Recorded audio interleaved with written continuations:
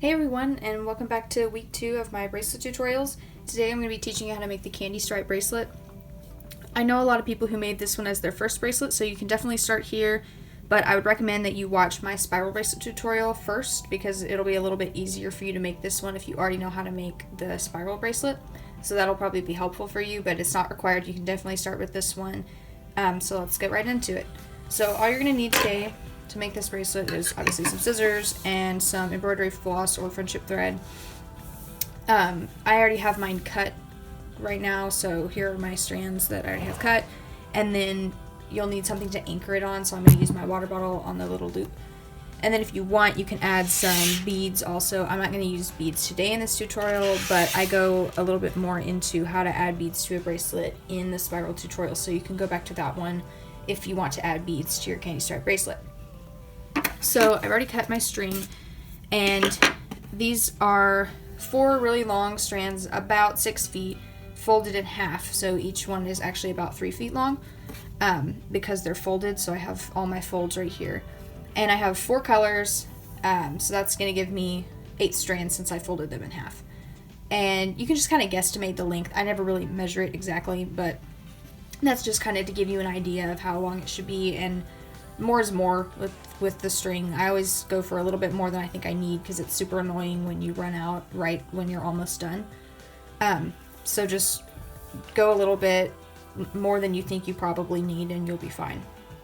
You can use less colors, less strands if you want. It'll go a little faster. You can do it with 3 colors, 6 strands. I just like having an 8-strand bracelet. I like the width. I'm pretty sure this one's actually a 10 strand, so it'll be a little bit thinner than this one, but not by much. You can even do it with as little as 2 colors, 4 strands, but I just like this width. So really you can just do fewer colors if you want it to be a little bit quicker to make. So to start off, I'm just going to tie a knot. I have my fold right here where all my strings are together and folded over. So I'm just going to tie a quick little knot. I've created a loop right here, and then I'm going to put my initial loop through my new loop. It's a little confusing, but I'm just going to tighten it up like this, just like this. And then I'm going to take my water bottle and I'm just going to loop it around so that I won't have to tie or untie. I'm just going to loop this right through like this. Pull all my strings through. Just make a little loop.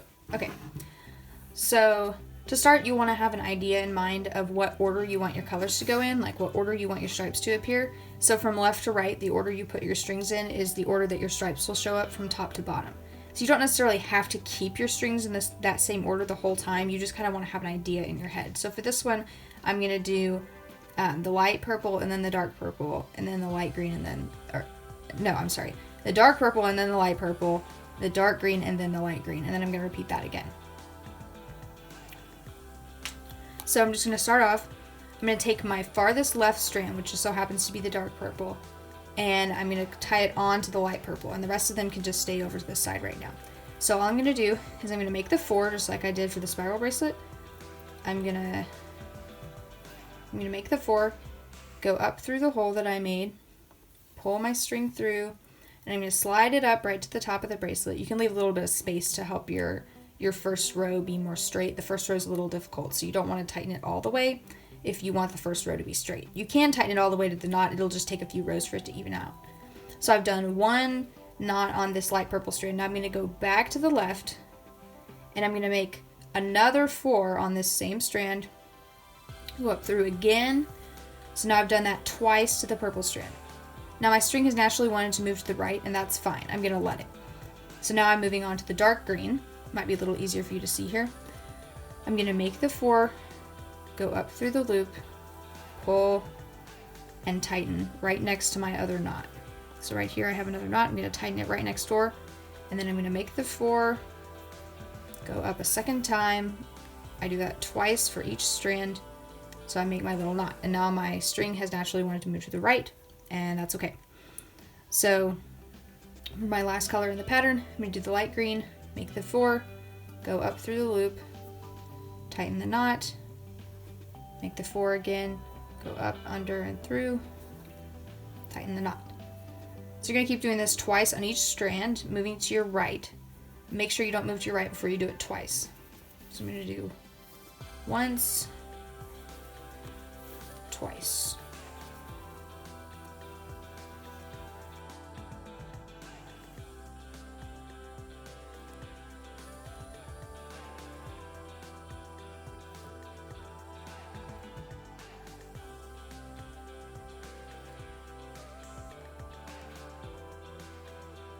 Alright, so now that I've finished this first row, you can kind of see that it's pretty straight because I left a little bit of space between the row and the knot.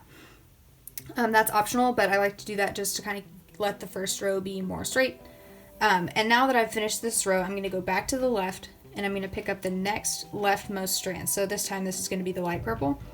And then I'm going to do the exact same thing. I'm going to go to the next to leftmost and I'm going to use the leftmost, the purple, to make the 4, go up through and slide it up. And then I'm going to do that again on the same strand. So I've done it twice on that strand. Now I'm going to move to the right just like I did before. Make 1 4, 2 4s. So you're going to keep on doing that all the way down the row, and then just when you get to the end of the row, start again with the leftmost strand and continue on to the right. Now if you want to add beads to a bracelet like this, depending on how wide it is, it probably isn't necessary for you to add the knot before you put the beads on.